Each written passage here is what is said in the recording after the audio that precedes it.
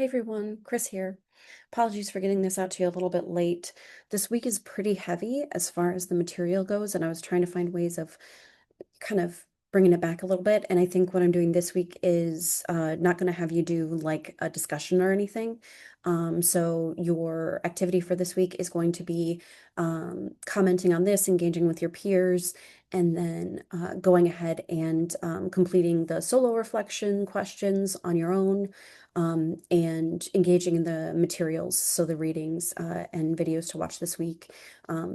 There are also some additional materials if you want to take a look at those, groovy.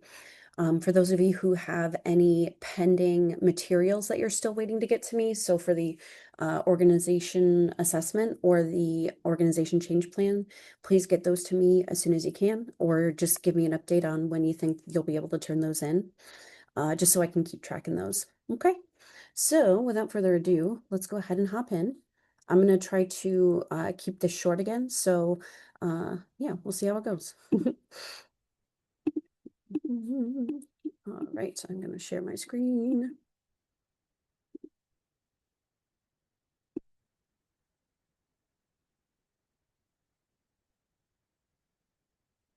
Cool. So, welcome to week 11. We are going to be talking about models of community intervention. So, I wanted to start today by talking about or bringing your attention to this quote from one of your readings this week. Solidarity does not assume that our struggles are the same struggles, or that our pain is the same pain, or that our hope is for the same future. Solidarity requires commitment and work, as well as the recognition that even if we do not have the same feelings or the same lives or the same bodies, we do live on common ground. I thought this was kind of a particularly impactful quote. I'm recording this on Wednesday, the 8th, I believe. Yes, Wednesday, April 8th. It's about 10:30 my time, so 8:30 your time in the morning. And yeah, yesterday was kind of rough. It was pretty scary. I don't know how many of y'all are paying attention to the news, but it's just a scary time. So wanted to take some space to acknowledge that. I know we all have our own lives and people we care about and love. Some of us may have loved ones in or near Iran. Just, the idea of, the nuclear uh, attack potentially happening feels so scary. And the fact that our world is kind of this rocky, bumpy, I don't know, if we were in a ship, like it would just feel like we were being, thrown from side to side, it seems like. And it doesn't seem like we've got still waters coming anytime soon. So just wanting to acknowledge and start this today with just this space to acknowledge that before we dive into today's kind of lecture. Um, I don't know about you, but it kind of feels hard coming into this space and coming into work and, going to appointments and all this other stuff when there's just, it feels like the end of the world is here, in one form or another. And so, yeah, just taking a moment to take a deep breath and like, if you need to pause this and like go scream into a pillow or kind of find your body a little bit, feel free to pause and take a moment before we dive in. Like I said, I'll try to make this pretty short today. I feel like a lot of this is like there's so much information that we're throwing at you here, and I don't know necessarily that it's important that you know what coalitions are, but that's kind of the topic we've got for today. So bear with me. I'll try to be um, as straightforward as possible because it just feels like a lot of information without a lot of context. So I'm trying to provide the context for y'all today and give you some examples. So as always, our general reminders, um, weekly readings and resources, make sure you're checking those out, diving into those, save those to your computer for future reference. The weekly activities and minute paper, I think I just went over that, engage with this, do the solo reflection, do your minute paper. Reminder that that minute paper, the second question, please don't leave NA, like please leave something kind of substantial that lets me know that you've engaged with the work this week. Or just kind of what's going on in your world. Like just, give me a touch base on that just to, if we ever get, this class gets pulled for CSWE requirements, we can show that you're doing the work, right? I still need to go over the fourth assignment, and I'm planning on doing that this weekend. Apologies, I'm in the middle of a pain flare-up right now that's impacting my ability to use my arms and my hands. So, yeah, I'm dealing with that right now. So I appreciate your patience with me. Upcoming assignments, your key leader interview is due Monday the 14th or 13th, sorry. It can be turned in early, and I just realized somebody asked me this. It's not clear necessarily in the assignment description itself, but please do not turn in a transcription of the interview or the recording of the interview. Like, I don't need to see or hear that part. Yeah, let me know if you have any other questions, okay? I do have that recorded. It's in the what are the modules there at the top. The other upcoming assignment is the Organization Change Plan Part 2. So the presentation, that's going to be due May 4th, and then we're going to review everybody's. So that'll be a recording of just a presentation. That's the Zoom assignment that I still need to do. So I'll get that posted soon, okay? More reminders, please check the announcements regularly. Again, read the assignment materials thoroughly, watch the videos I post, and for grading, again, I go more off the written description of the assignment than the rubric, especially just because of, the amount of work I've had to put in to kind of make this make sense. I appreciate you like bearing with me on that because the rubric is kind of the last piece of the puzzle that tends to not get done for me. Again, let me know if you have any questions about that. I think I actually deleted the action and accompaniment review. No, I didn't. Okay, so the action and accompaniment review, and we're gonna do some just talk briefly about building a coalition. I'm gonna try to get through this pretty fast, and I wanted to give you some examples of coalition building. Okay. So action and accompaniment. Action refers to the steps taken to address systemic inequities, create opportunities for empowerment, and foster social change. It includes advocacy, mobilization, and resource building to dismantle barriers that communities or individuals face. Accompaniment is a relational approach where social workers partner with clients and communities, walking alongside in solidarity. So action is more of like we're spearheading the thing, and accompaniment is we are providing support and maybe not taking the lead, if that makes sense. So coalition building, let's take a look. What is a coalition? So a coalition is like a diverse group of individuals and organizations who work together to reach a common goal. The goal often includes at least one of the following. So adapting, creating, or developing public policy, influencing people's behavior, or building a healthy community. Again, with an asterisk there, who's defining healthy? If it's an external organization coming in or an external perspective, it can be detrimental, potentially, if it's not including the community in defining what that is for the community, right? So the functional characteristics of a coalition. So the duration, it can be short term, so temporary, or long term, more permanent.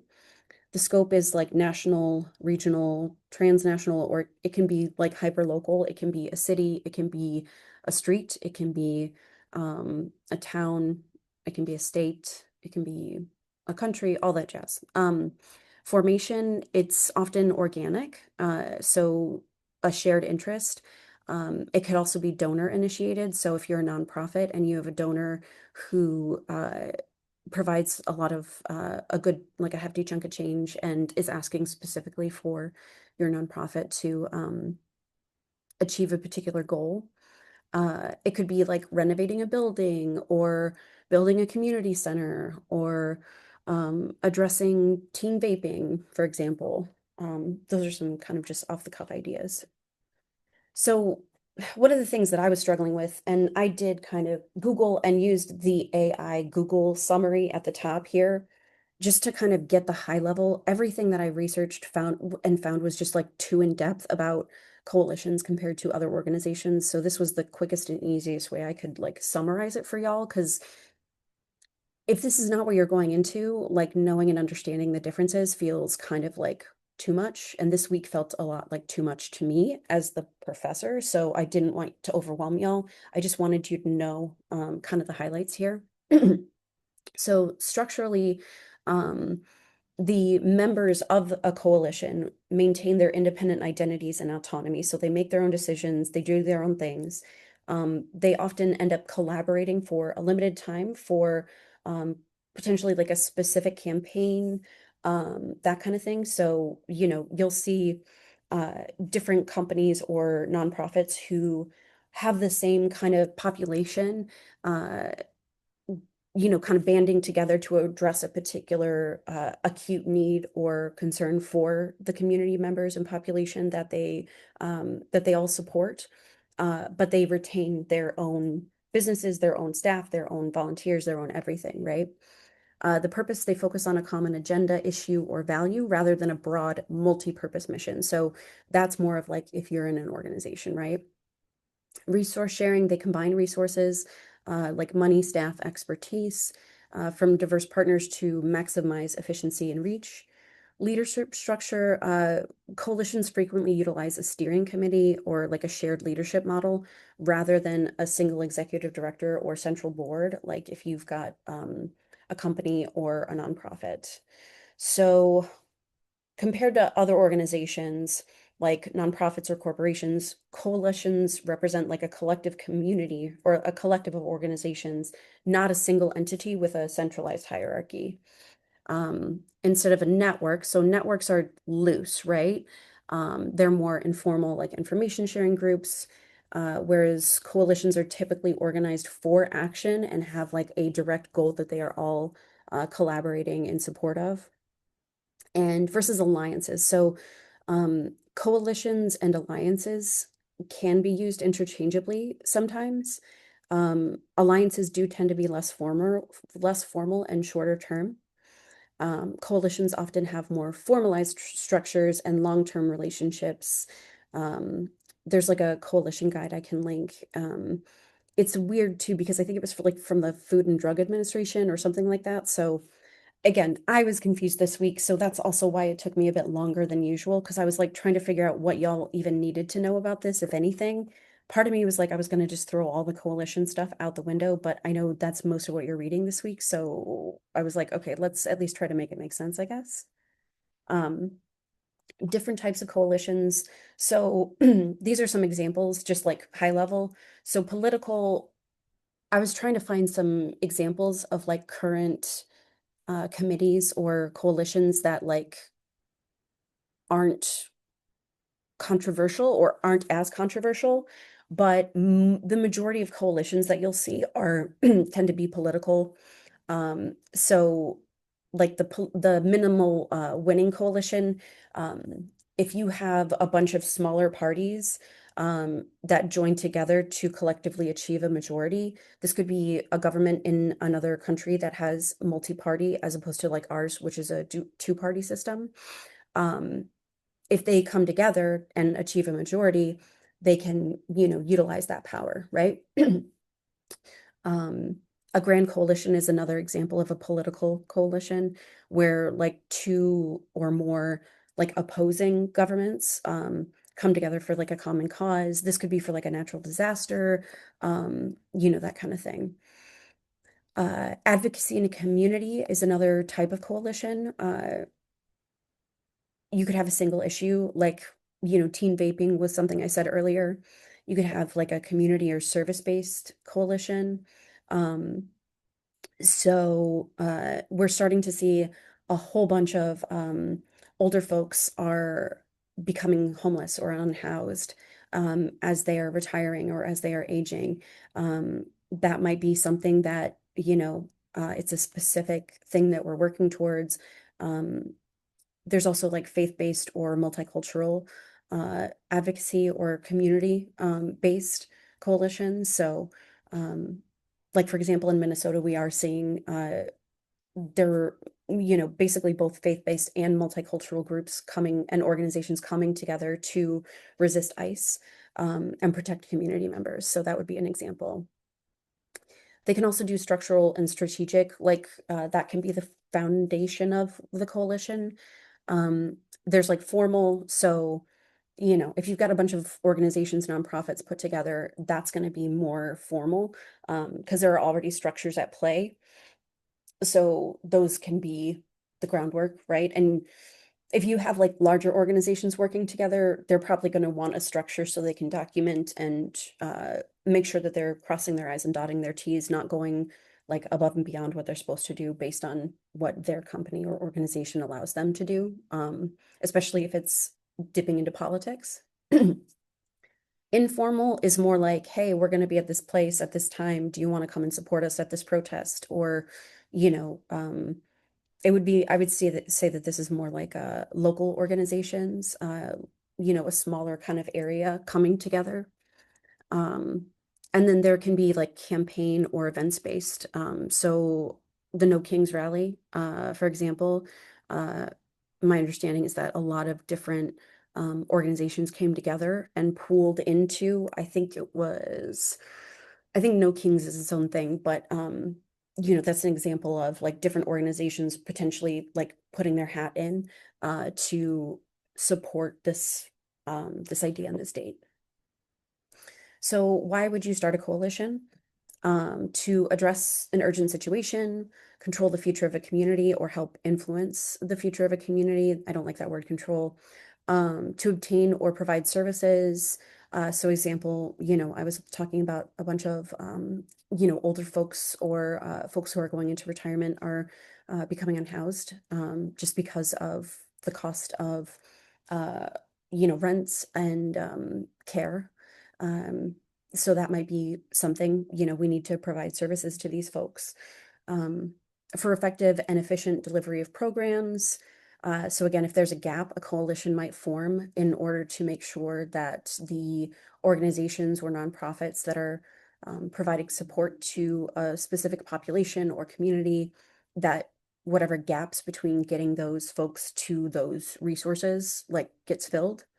Um, for effective and efficient, oh no, I just said that, to pool resources, to increase communication among groups, plan and launch community-wide initiatives, develop and use political clout, and to create long-term permanent social change. Barriers to starting a coalition, turf issues, or like uh, what am I trying to say? So turf meaning like, you know, actual the community at large, right? Um, Bad history. So if there is a part of the community who, had a falling out with an organization, that might be, part of it. Domination by professionals or some other elite. So again, if we've got an outside organization coming into a community, um, telling the community what they need to be healthy, as opposed to inviting feedback and criticism or even doing a needs assessment to start to identify potential needs and just coming in and just telling people what's going to happen. Like that's definitely going to be a barrier. Poor links to the community. Again, if you're from outside the community and you come in and you're like, hey, I'm going to fix everything, they're going to be like, who are you? Minimal organizational capacity. I think a lot of us are seeing this right now, just with limited funding, um, individuals having limited capacity day to day just to show up and do our jobs, let alone having any time or energy to devote to, the things that we care about, the people we love, the uh, populations and uh, I can't think of the word right now. I'm so sorry. My pain is just like um funding, again, money, failure to provide and create leadership within the coalition. So that can make it pretty easy to just kind of have people lose interest, or whatever impetus was created to start the coalition just kind of falls apart if it doesn't keep the energy up and keep, the directive. The costs of working together outweigh the benefits for many coalition members. So again, um, it can be a lot, trying to communicate with others and collaborate and coordinate, and sometimes it's just not worth it, right? Or the buy-in is not worth the cost, right? So who should be part of a coalition ideally? Stakeholders, community opinion leaders, policymakers. I'm sure there are like 20 other things and people and different folks that we could add to this list, but these are the kind of main three that the reading mentions this week.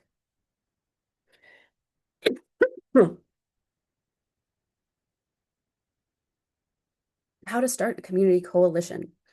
So you put together a core group, you identify the most important potential coalition members, recruit members to the coalition, plan and hold a first meeting, follow up on the first meeting, continue with other steps, and use general guidelines for getting a coalition off the ground. Again, this sounds all very kind of like vague and not attached to anything. And so I'm going to be giving you some examples from an example specifically from history, but then also give you some links to be able to research on your own as well. So I wanted to give you historical example and then like a current example of coalitions. So the New Deal was actually a coalition uh, that became policy. And so, whatever you think about the New Deal itself, or like how it came together, what it did, it came out of the Great Depression and was like to be able to make sure that employees or so that workers could find employment, especially artists, which I personally really love, being an artist myself. Um, and they were kind of tasked with documenting the Great Depression, like America in the Great Depression, and coming out of the Great Depression. So there was a lot of investment in communities, community building, artists, storytelling, documenting the history. And the New Deal programs lasted for a good chunk of time. Um, yeah, but that was based on a coalition coming together, a bunch of different politicians and organizations coming together to kind of implement this New Deal idea. You can research, this is a list of current organizations, like coalitions nationally. And then on that website, there is the Colorado Nonprofit Association. So you can take a look at the nonprofit community in the state and at the national levels by researching and acting on issues broadly impacting nonprofits. If you want to look at some more specific examples currently. So self-reflection questions for this week are, what are the essential ingredients for building a sustainable and inclusive community coalition? Consider trust, leadership structure, power dynamics. How can social workers support shared leadership without reinforcing existing hierarchies or marginalizing community voices? That's like a super important question. And again, these are like, there's no necessarily right answers to these. It's meant to really get you thinking about, oh yeah, what could I do, or what steps could I do? For me, especially as a white person, I'm like, okay, yeah, no, that's a really important question for me to consider, right? Um, and to hold throughout whatever process I take part in, What are the risks and limitations of research-informed coalition models when implemented in real-world under-resourced communities? So, I mean, based on this information that I've kind of presented to you, and based on the readings this week, like what readings and resources this week, what are those risks? What are those limitations? Like, it's a difficult thing to imagine, I know, but like try to maybe find one of the coalitions in that drop down and just maybe imagine, like, what would that be like, you know? Um, you want to reflect on fidelity, so sustainability, and like flexibility. So the rigidity might be a good thing for certain, actions or certain goals, but you also want to make sure you have some flexibility built in because if you're too rigid, it could collapse, like, or it could like be so rigid that it leaves people behind, right? If you're flexible, there's like more opportunity for it to just kind of come apart.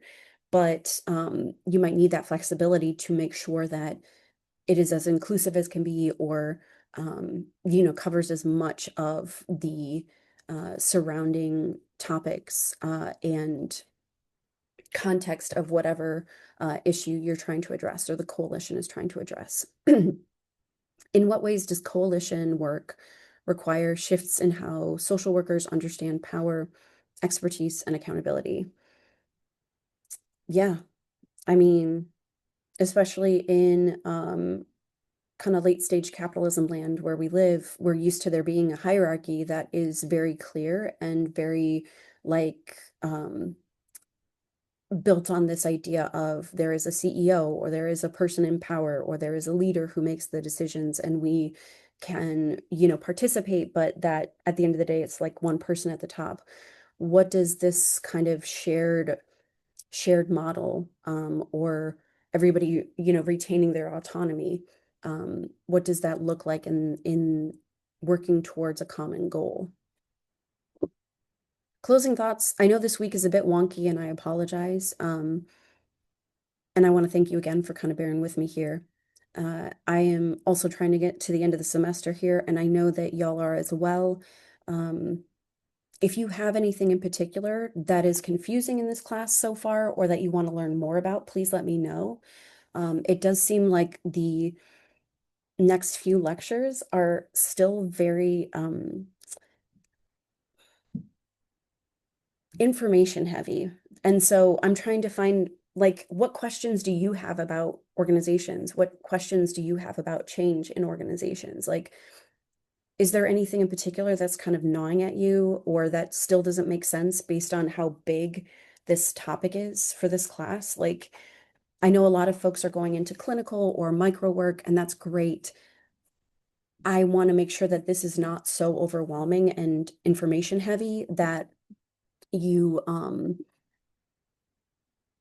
are feeling like you can tune out and don't need to pay attention to the rest of this stuff. I want to make sure it's like accessible and actually beneficial information for you. So please, please, please let me know what else you would like to learn about organizations or about your organization in specific or your type of organization. Because yeah, I don't want to just give y'all more information about different kinds of organizations and all of that. So I'm gonna kind of try to modify the coming weeks a bit more heavily. Um, so yeah, alrighty. Hope y'all have a good rest of your day. Yeah, and that you're able to do something for yourself and to kind of do some self-care during these kind of crazy, scary times. All right. Thanks for popping in. Good to see you.